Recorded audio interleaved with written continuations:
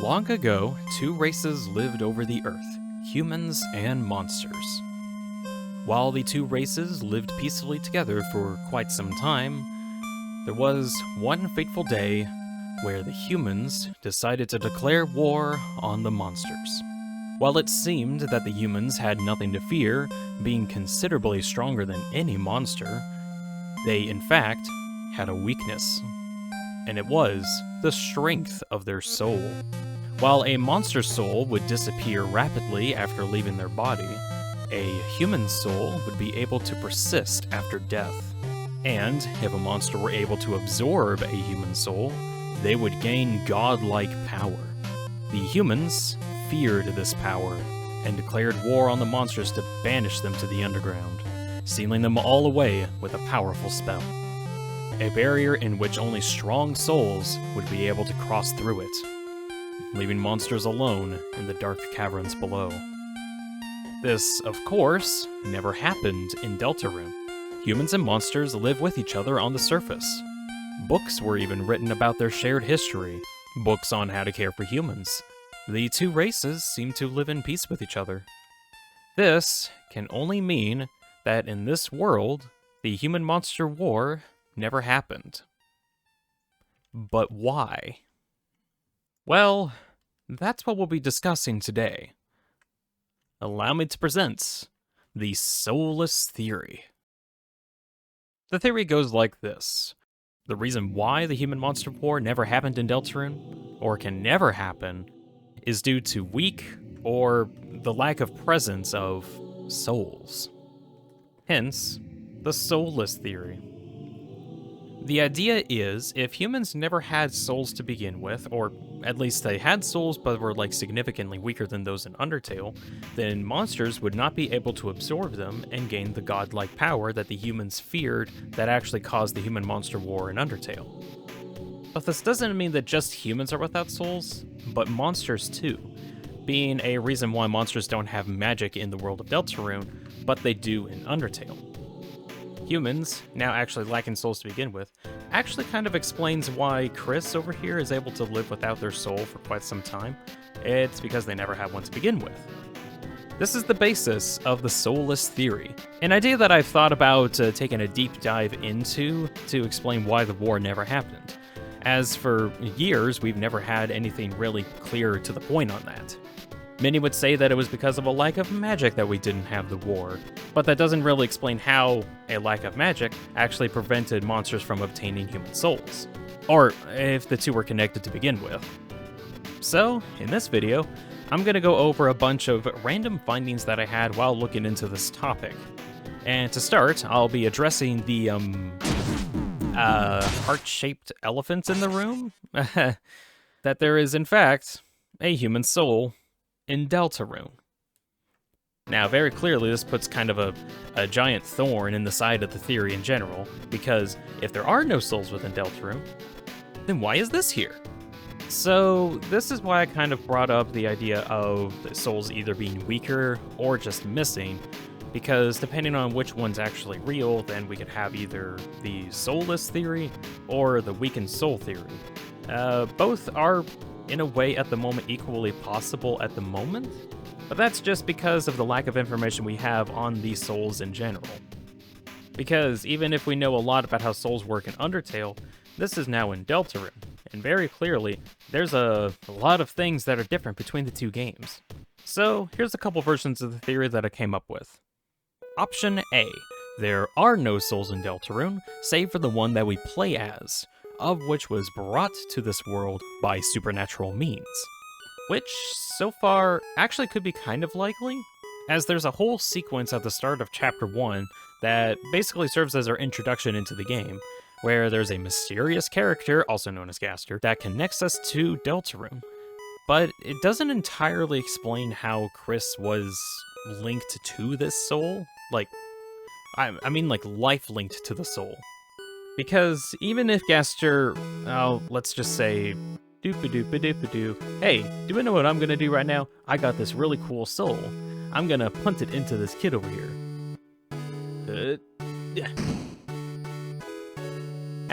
Now that soul is a parasite in the human. Ha, that's very funny. This still doesn't exactly explain how Chris can take damage from the soul, unless they're supposed to be life-linked. Sure, in the Dark World, when you take damage you lose HP, but Dark and Light Worlds actually have somewhat different rulings on how you take damage.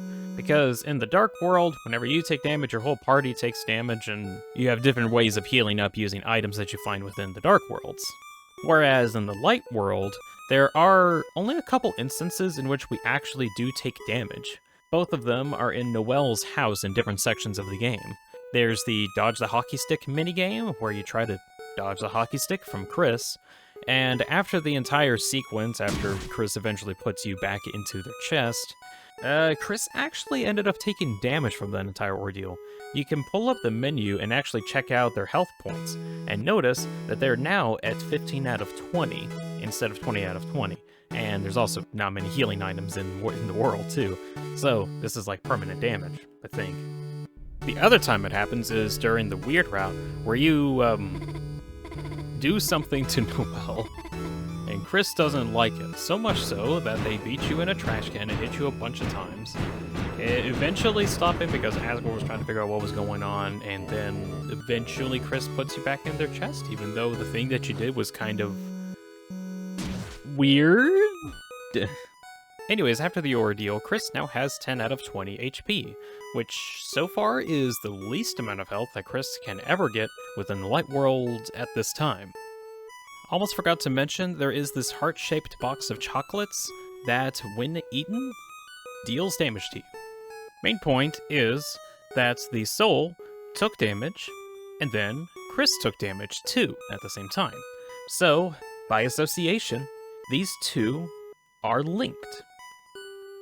Why are they linked? Well, simply put, the soul is Chris's soul. But if this is Chris's soul, then that would mean that humans have souls. If humans have souls, then that also means that the human-monster war could have happened at some point in the past, but it didn't. So there's something weird about Chris's soul. Shocking information, I know. My point is that because of this, it might not be that the world is without souls, but that instead all of the souls are actually significantly weaker than compared to the ones in Undertale. Which leads us to option B, souls do exist in Deltarune, but are just significantly weaker.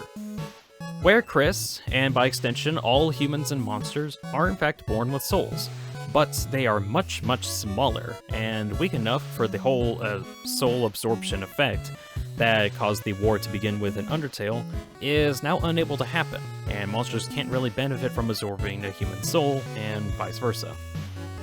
The red soul, of course, being the only exception, because now it was somehow upgraded from being a normal soul to one that has now become an Undertale soul? Or at least one kind of similar to the Undertale souls. But then, that actually leads us into yet another issue. You. Why are you here?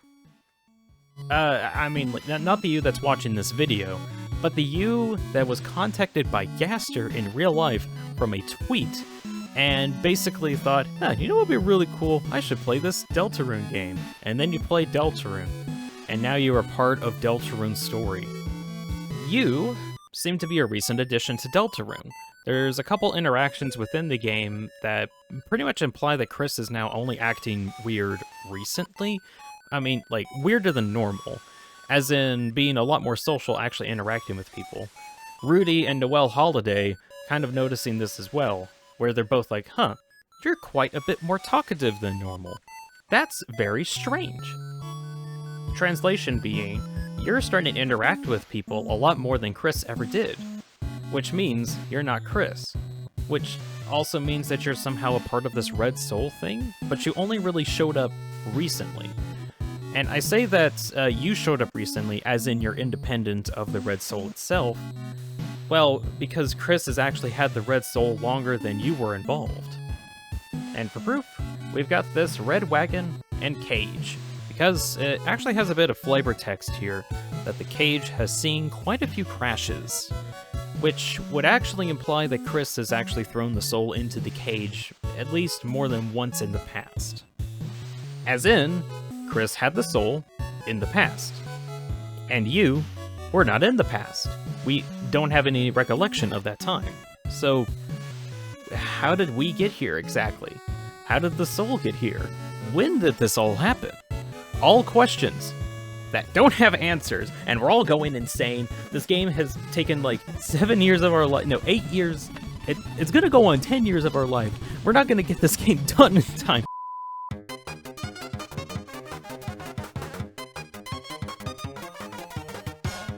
Option C, option A or B are correct in some way, but Gaster was somehow able to attach the red soul to Chris's life force during the intro sequence in Chapter 1, which by far is probably one of the more out there theories, but frankly, there's just not enough information on how or when Chris got the soul exactly, or what our place is in the story, or how souls even work in this world to begin with. There's just not enough information.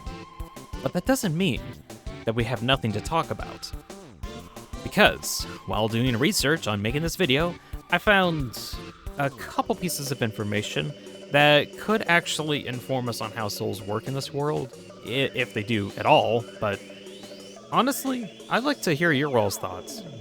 Like, actually, you that are watching the video. I actually would like some input on this, because this is kind of an idea that I've been cooking up for a while and I have my own theories on, but haven't really heard any other thoughts on if there is or is not souls in the world of Deltarune. So if you got ideas or interpretations on the information that I have in the rest of the video, feel free to comment those below, and maybe we'll come to some actual conclusion. Because either I have definitely not found all the information pertaining to this idea, or I just haven't made the right connections yet. And that's where you come in. So, without further ado,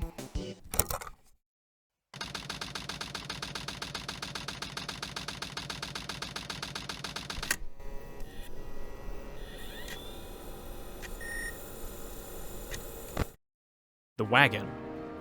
The wagon with the cage. The wagon with the cage in Chris's room. I feel, once we know exactly when this cage first set foot in Chris's room, we would actually also be able to find out how long Chris has been storing the soul inside of it. Or at least when Chris started ripping their soul out of their chest and actually putting it in the cage, which of course brings up the question of why they need the cage to begin with, and why not like a box or something, or why did they use the wagon? Did they have to like carry it across, or did they use the wagon in order?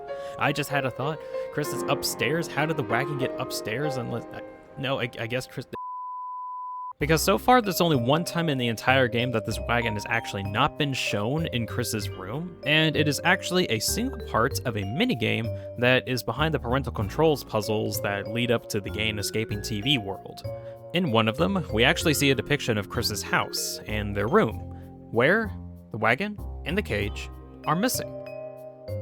Though I find it kind of peculiar that almost everything in this entire room is actually the same, except for, of course, the wagon, but also Azrael's computer is missing too. Literally everything else here is the same, except for those two items. There's stars on the wall, the trophies, the different shelf placements, both beds themselves. Even this hecking bloodstain is still here. Why is this here?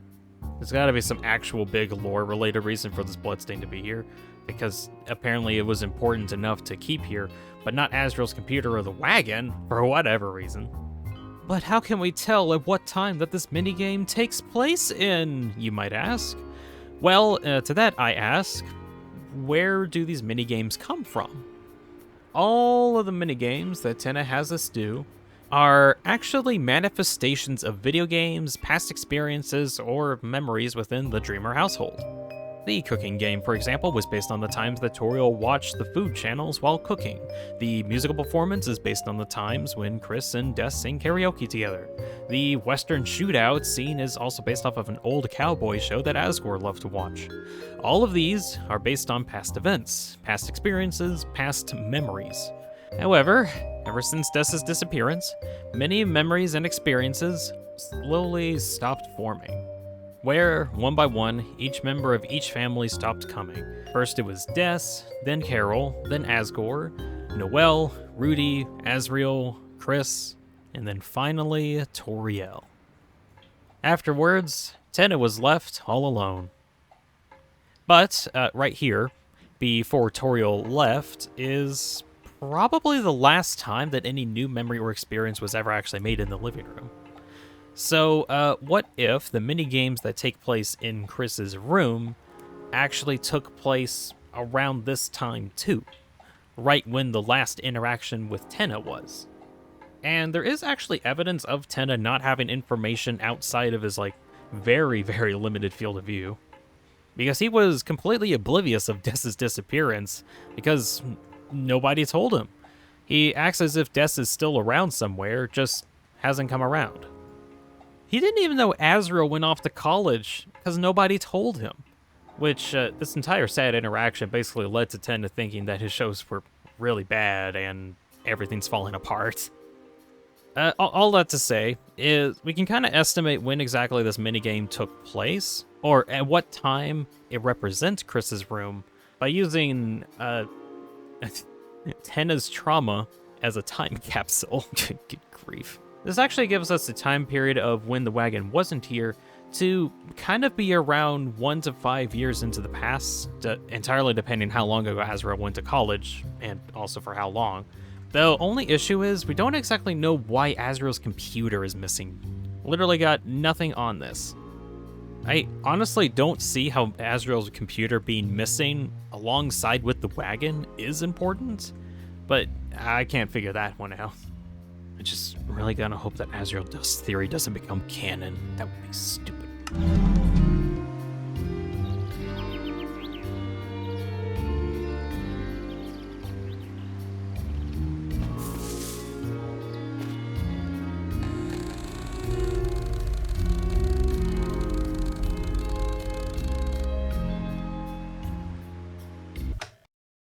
In Chapter 2, we get a chance to talk with Caddy at the diner.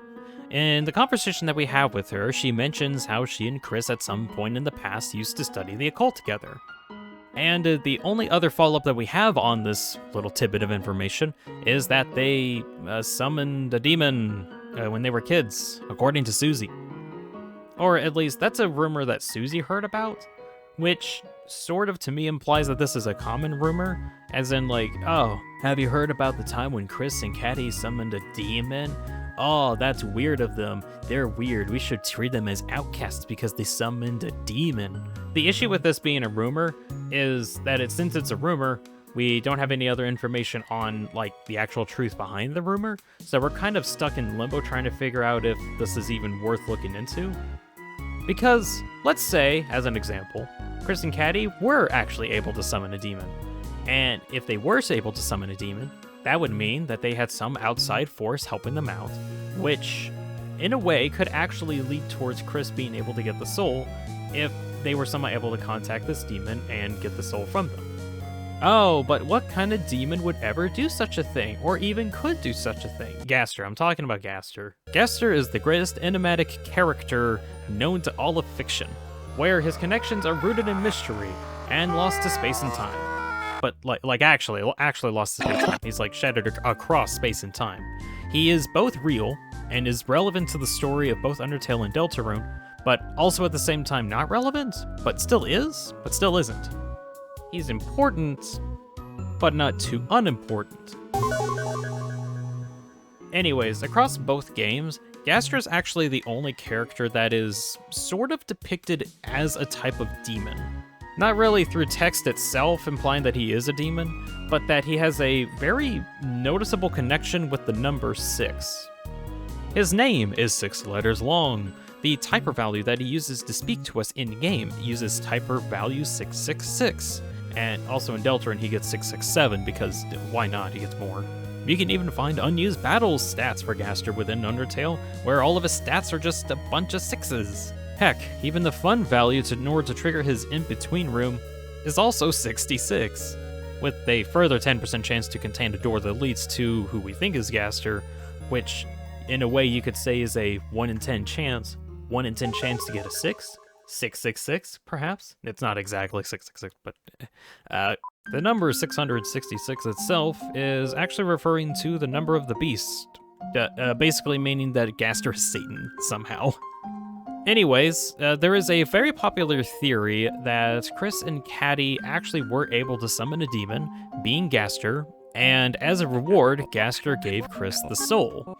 The soul of which Gaster knew would probably come into some plan later down the line, and, well, now the monkey paw curls, and we show up, because, reasons. I don't know. I would like more information on this topic, but unfortunately the only time that we actually get to interact with Caddy in Chapter 4 in order to get any information, it turns out Caddy doesn't like that we're even interacting with Susie to the other degree that we have been for the past couple days, claiming that we've fallen into darkness or something, basically being friends with Susie, which Caddy doesn't like for some reason. Anyways, she's not talking, and no one in the light world talks about this one demon summoning ritual that we did.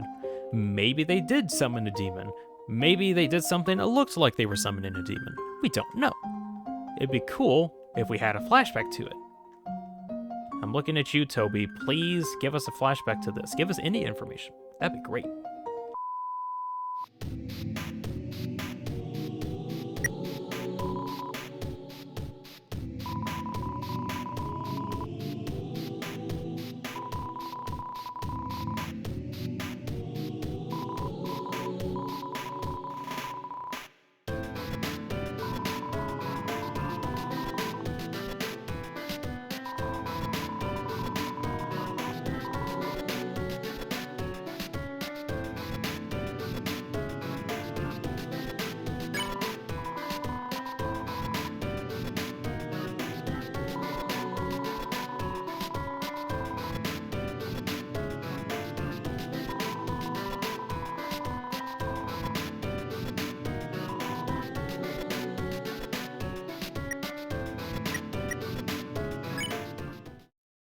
There's a few dialogue options within Deltarune that imply that the soul somehow has knowledge of Undertale. You can, for example, say that it's nice to meet Sans again, even though neither Chris nor Sans should know each other at that time, as he's fairly new to town. You can even ask Undyne about Alphys, only to get met with a "Who's Alphys?" reply from her, implying that Alphys and Undyne's relationship from Undertale hasn't really carried over, even though there's actually some optional dialogue options that hint towards they both having a crush on each other still. They just haven't revealed their feelings yet. A very strange case is in Castletown, where you can interact with this jukebox, and it says that it's broken down, and flavor text saying that you may never find a working one. This line makes completely no sense unless you played Undertale, because only in Undertale was there ever another jukebox in which it was also broken. In that, you may never find a working one. This is literally the first jukebox that you find in Deltarune. You may never find a working one across Undertale and Deltarune, which means the soul has knowledge of Undertale. Though it's kind of hard to tell how much the soul itself should know, or like some characteristics of the soul itself, and figuring out at all if it is independent from us, the player. Because I'm fairly certain that we, as a player of the game Deltarune, do have some connection to Undertale because, well, we've actually played it before. But it's more like if we will actually say that we have this information. I'm getting lost in the sauce here. Basically, the red soul that we play as within Deltarune has probably finished at least one run of Undertale prior to actually entering Deltarune, gaining knowledge of not just the characters that we've already mentioned, but also many of the other hometown residents.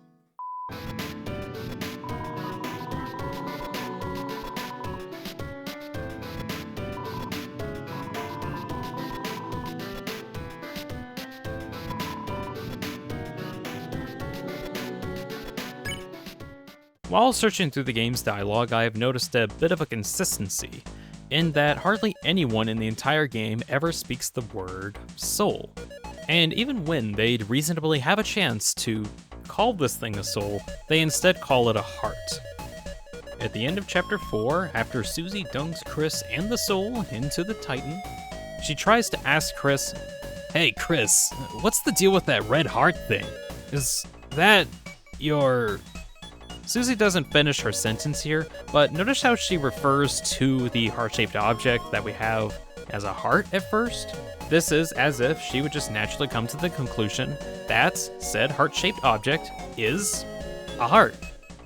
What I'm trying to get at is that people in this world would probably see what we would call a soul as a heart. This could be due to the fact that souls aren't as relevant within this world and just aren't common knowledge enough to say, oh wait, that heart is a soul. I have only heard legends of these things in the scriptures from down below, of which I'll get to the scriptures later. There is a book on souls, and it gives us no information. Also, I've got an idea of what Susie was about to say at the end of her sentence, but I'll talk about that when I cover Ralsei. Speaking of heart-shaped objects, Noelle actually mentions that phrase exactly, word for word, when referring to some of these heart-shaped pillows that her mom Carol collects. She even brings up a story from her childhood saying how Chris used to use one of these pillows and pretend to rip their heart out of their chest and chase Noelle around with it. Now, I'm sure that most people, me included, interpreted this event as Chris ripping their soul out of their chest and chasing Noelle with it, where Noelle thought that it was just one of these heart-shaped pillows. Which, of course, still could have happened, but it also could have happened as Noelle said, where Chris probably could have used one of these pillows and chased around Noelle with it before Chris actually got the soul. Now, is that to say that Chris for sure did or did not have the soul back then? Not particularly. It doesn't really prove one way or the other. But what I'm trying to say is that even if, for whatever reason, Chris didn't have the soul back then, it actually still would be reasonable for them to have used one of these heart-shaped pillows in order to chase Noelle around, because Chris is a prankster. Chris has been known as a prankster. There's been numerous times where Chris would just do stuff for the sake of the prank, for the meme, the bit. Other than that, did you notice something? Noelle refers to the pillow as a heart, even saying how Chris pretended to rip their heart out.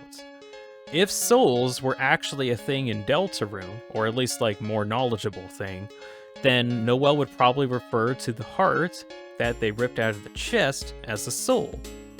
But she doesn't. She refers to it as a heart, which, again, to me just kind of implies that monsters don't know about souls, or at the very least, souls aren't a very prevalent thing. Cut, play, cut and play, and cut and play, and cut and play. While there's only a few cases of characters referring to souls as hearts, there are still a number of characters within the game that actually refer to the heart as a soul, or even utter the word soul to begin with. Ralsei is a prime example, outright stating, "See that heart, Chris? That's your soul, the culmination of your being." This is nearly a direct quote from Flowey's introduction in Undertale. See that heart? That is your soul, the very culmination of your being. Which, right off the bat, basically tells us that somehow Ralsei is a parallel to Flowey. But honestly, this is like the only time that there's ever an actual parallel. Like, it'd be more parallel if Ralsei actually talked like Flowey at some point later on in the story. But no, they haven't. They have like entirely opposite personalities. Flowey in Undertale, in the past, was considered the most determined being in the underground, which allowed him to use resets in order to go back to a save point, and pretty much just do time travel shenanigans. Kinda like how we do that in Undertale. However, Flowey ended up using this power as a manipulative and psychotic killer, taking advantage of others for his own gains, eventually getting bored with it all until Frisk fell into the underground and changed everything. Ralsei, on the other hand, is burdened with a type of glorious purpose, seemingly brought into this world with a singular task to assist the Lightners foretold by the prophecy, and bring peace to both the light and dark worlds by preventing or stopping the roaring. But even though Ralsei seems pretty content with his role that he's been given in the story, as events unfold within Chapter 3 and 4, it's revealed that he is very burdened by terrible knowledge. Not just of how the world works, but also the knowledge that the fates of others, as well as himself, are already decided. Only putting on this nice guy demeanor in a vain hope to change the prophecy's outcome. The reason why I bring this up is while Flowey uses his vast knowledge for his own gains, Ralsei wants to use this knowledge to divert fate off its destined course of destruction. Anyways, the prophecy. Something that I noticed is one of the prophecy panels does actually mention the human soul, specifically when referring to the first hero. The cage with human soul and parts. The important takeaway here is that the soul is mentioned by name here. And I've kind of have an idea that anyone that does know the prophecy itself would know about the first hero being one that is a cage with human soul and parts. Which, I guess if you think about it in terms of the prophecy, could be that, like, it's some kind of a human that's in here. A person that has a human soul. Like, it could just be a human in itself. But then, of course, you have the funky thing that prophecies do, where they are very literal. Where Chris is a cage for the human soul and parts? What's the parts? Anyways, going off of that, human soul mentioned in the prophecy. People that know about the prophecy actually know about the soul. Or at least its true nature. And as such, knows that it refers to the soul being a soul, and not just a heart.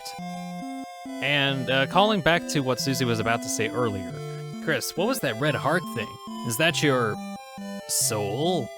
Where I think she takes a moment to think back to the one prophecy that was referring to Chris as the cage with human soul and parts, and connecting all these thoughts in her head, and jumbling it up, realizing, wait a second, that heart thing looks like the human soul that was mentioned in Chris's prophecy. Maybe that is their soul? Maybe? I'll have to ask about, wait, I need to check on the old man. I gotta go check on him. And so we sit here in anguish, trying to desperately figure out if that was what Susie was about to say in the first place. We might never know!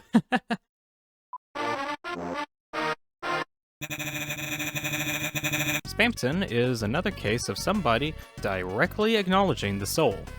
The first case is during our first battle with him, where after seeing our soul, he acknowledges it as a heart-shaped object, saying that he's never seen something like that before. And fun fact, this is exactly where the phrase heart-shaped object comes from.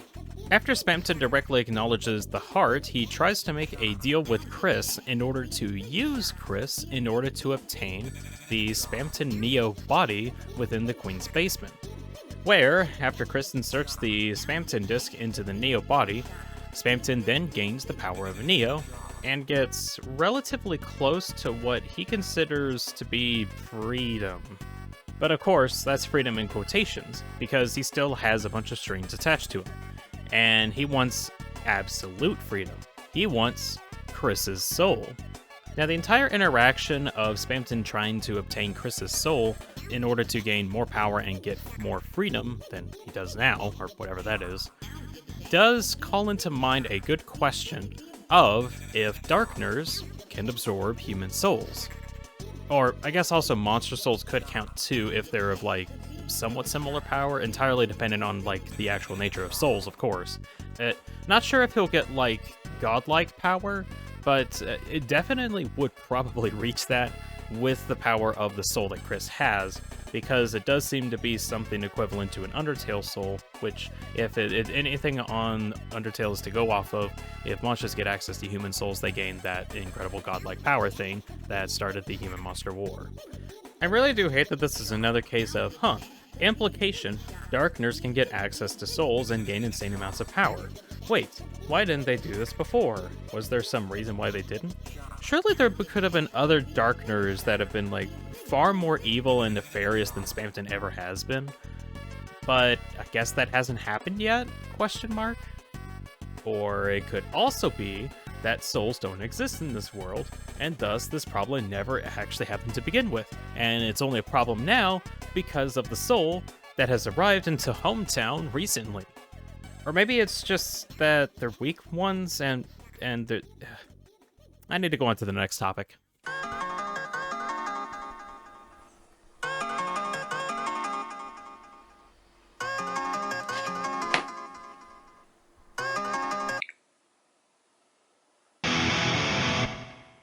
The roaring group chat.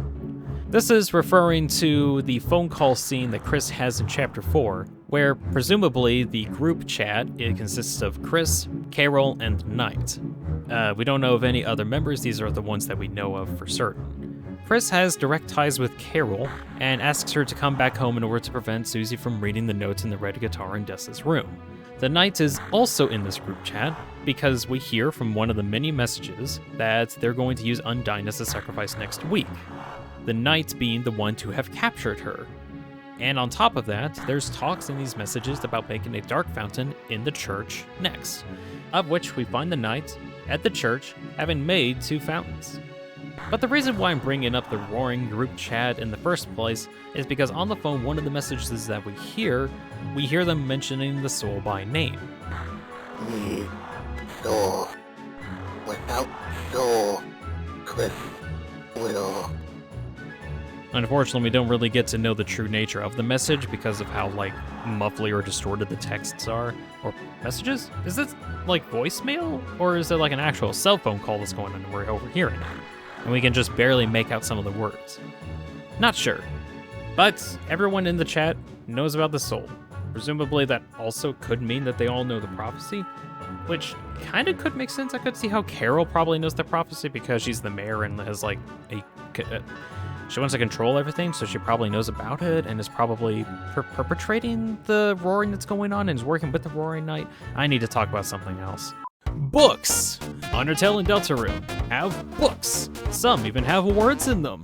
This bird dude thinks that we should read them too. In each chapter, we get to read one book out of these dozens on a shelf, but in return, these books give us an incredible amount of information. Like this one, per se, the About Souls, Book 1, of which I shall read right now in its entirety. The soul has long been called many things. The font of our compassion, the source of our will, the container of our life force. But even now, the true function of it is unknown. Now, what can we glean from these extremely important 5 sentences of the first book about souls?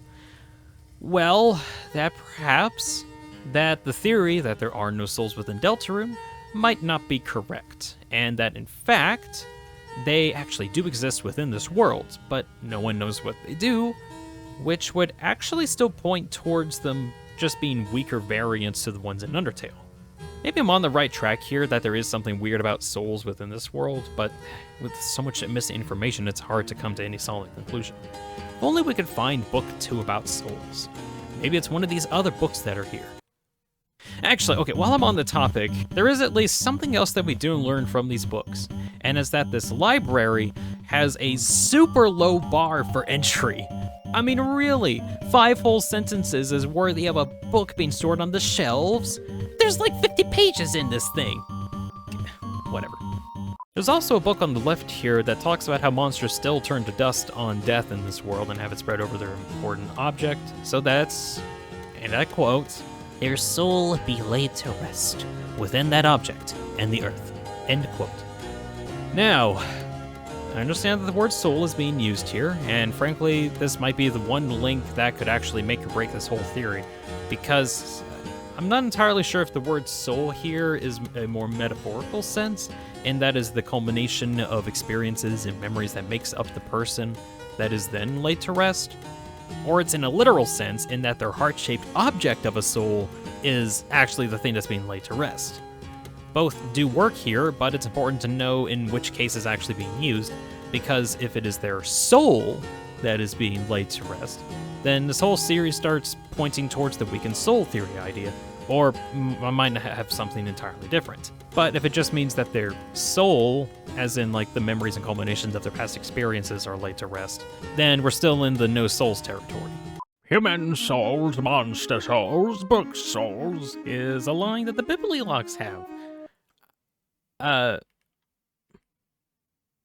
gonna be frank, I found this out like a few days before I actually uploaded this thing, so I got nothing on this. Why did they say it? I mean, I know it's a typo, but like, what the heck is with the Bibliox? Holmes, where's Gabriel? And what have you done with them? That dealt serious damage.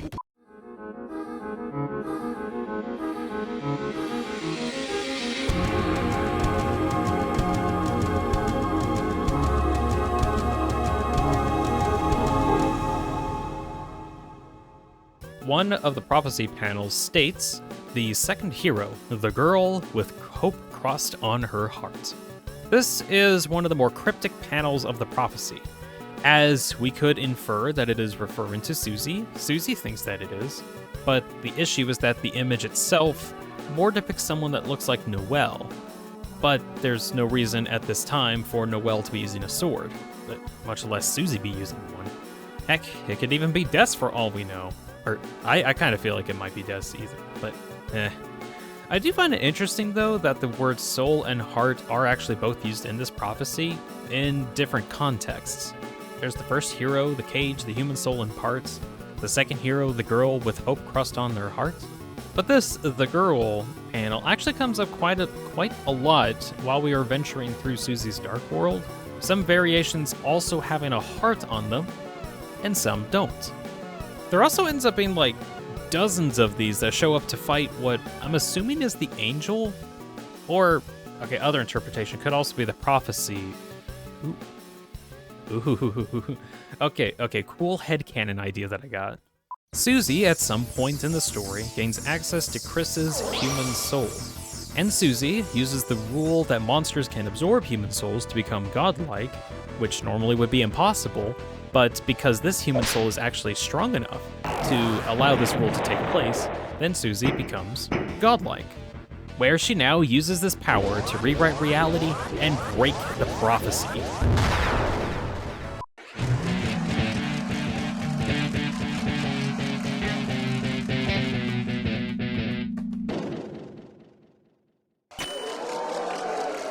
During the musical section of Chapter 3, a couple of the lines that we hear are, "When the demon heart is crying," and "Come follow me into the dark with your heart as my mark."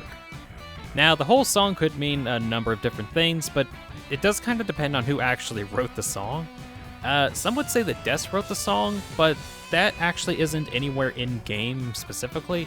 It's more likely that this song itself was one of Des's favorite songs to sing karaoke to, which is like the whole point of the musical section of Chapter 3.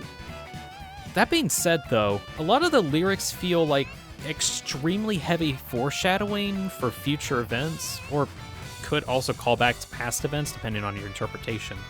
The demon heart could be referring to the soul that we play as, if, of course, that actually means that we were playing as a heart that was summoned by the demon Gaster, which was given to Chris at some point. And of course, that also goes off of if Chris and Caddy actually did in fact summon the demon.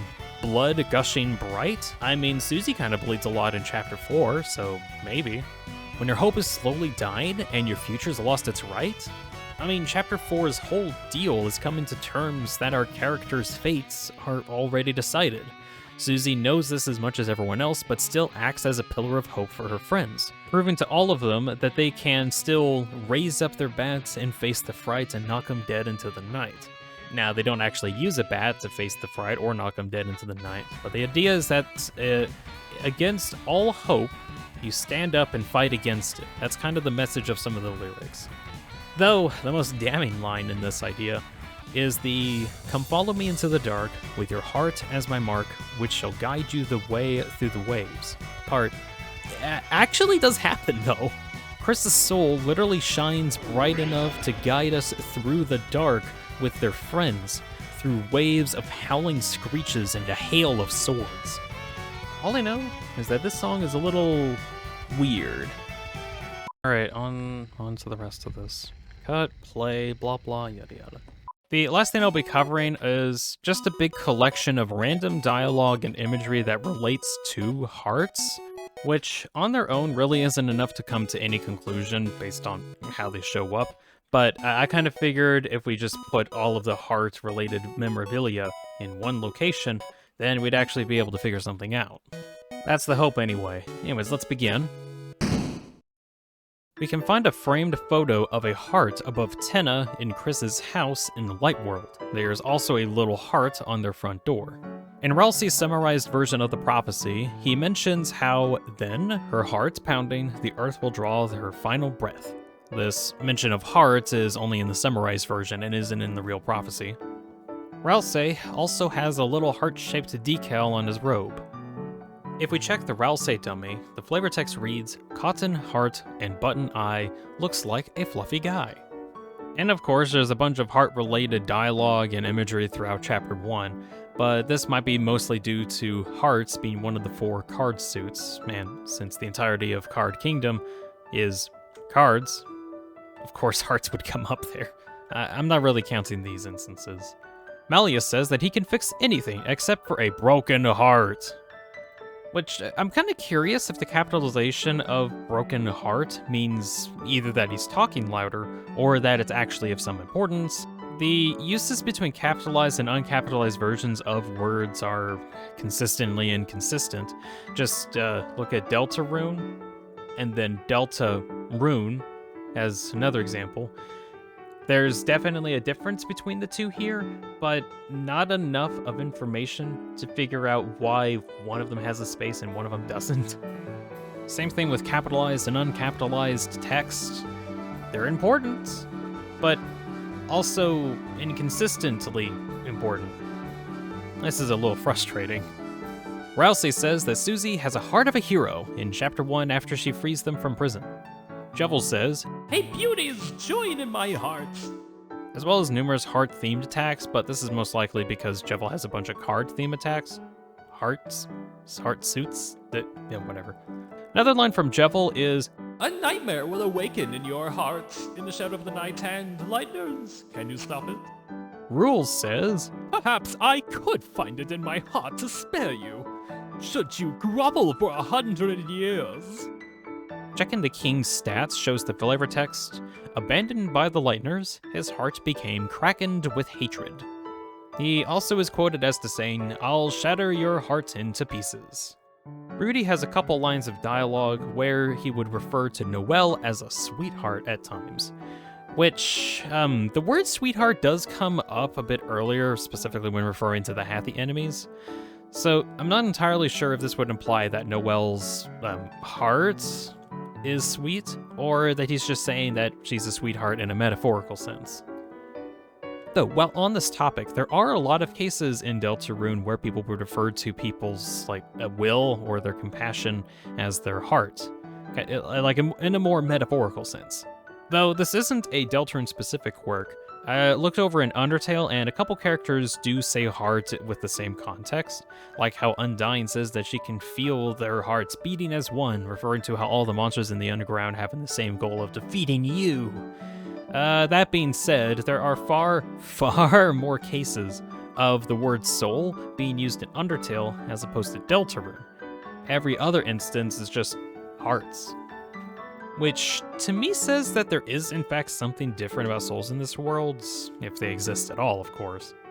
The Don't Forget song has the lines, "There's a light inside your soul that's still shining in the cold with the truth, the promise in our hearts. Don't forget him with you in the dark."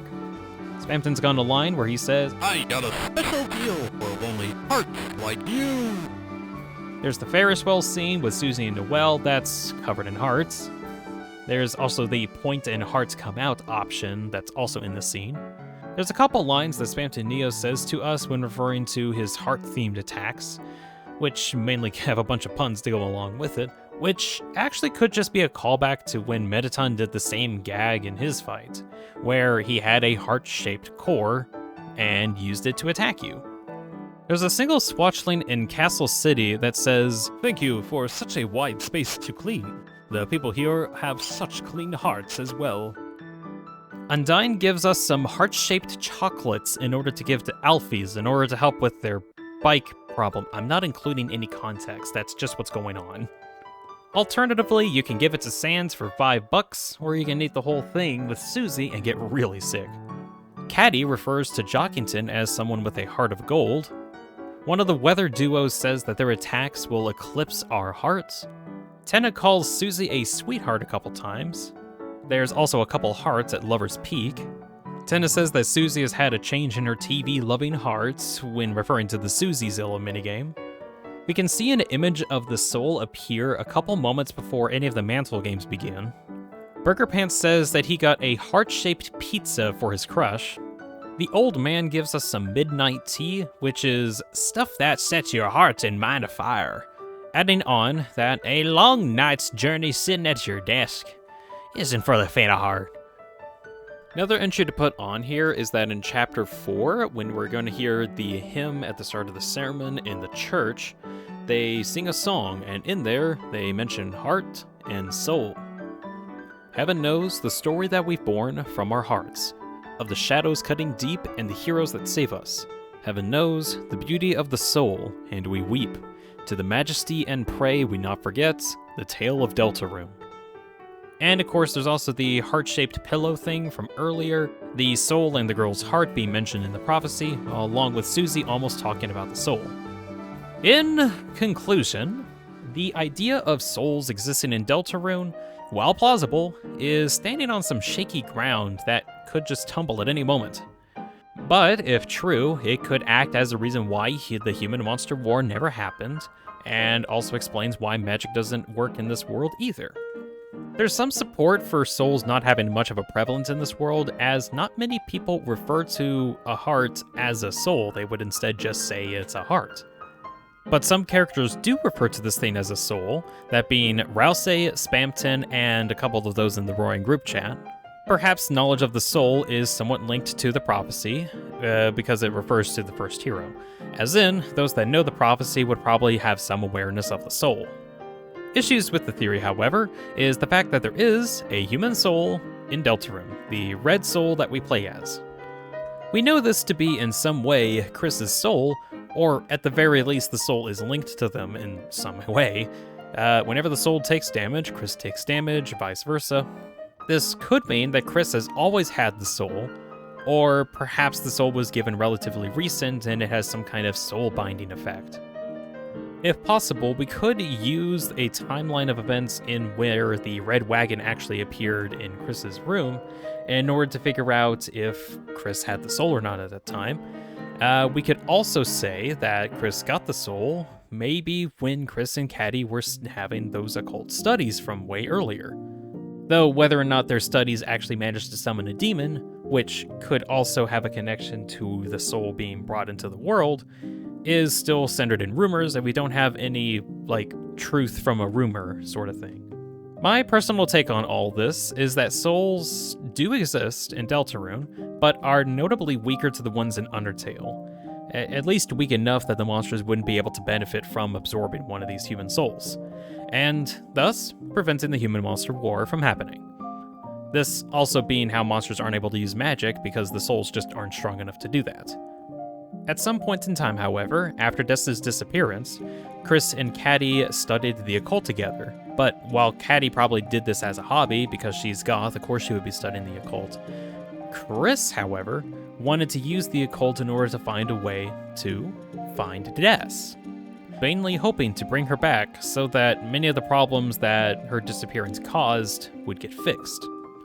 And in doing these occult studies, they were actually able to summon a demon, that being Gassier, who, for reasons unknown, gave Chris the red soul, or could have also upgraded Chris's current soul, or replaced Chris's soul, we're not entirely sure which one of these is real, with either one that was from Undertale, actually ripped from the Undertale timeline, or the soul was somehow upgraded to be one that is akin to a soul from Undertale, with the side effect of us following along with it. Whichever the case, we actually lay dormant within the soul for quite some time, only to be awoken in the coming days of the Roaring. Of which, when referring to Chris actually getting the soul, could have been most likely a few months to a few years ago. When? We don't got an idea when, but at some point. But that's what I think about all this. And, well, it's kind of taken me quite a fey tries to actually get this crazy idea committed to a video.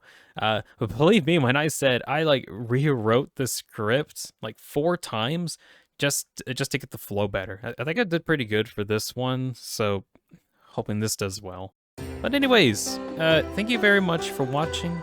I hope you enjoyed that, at least some amount. And again, comment below any thoughts that you have about this topic, just because I'm actually curious what others would think about this idea, and if it has any grounds to stand on, or just has no grounds to stand on, and I'm actually free-falling. actively free-falling into the abyss. Down into the abyss I go. Down to the abyss of Undertale Deltarune lore theory videos that has no end in sight. I'm falling forever. Still falling! I'm still falling! I'm still falling! Oh my... How deep does this go? But that's going to be the end of the video. Thank you all for watching. Hope you all enjoyed at least some amount. And you'll have a good night. Goodbye.